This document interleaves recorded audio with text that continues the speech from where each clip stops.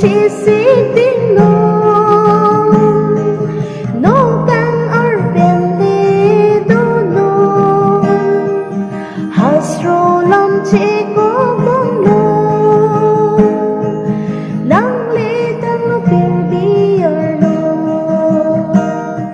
khi sông nắng li tăng nông nên chỉ rồi về đây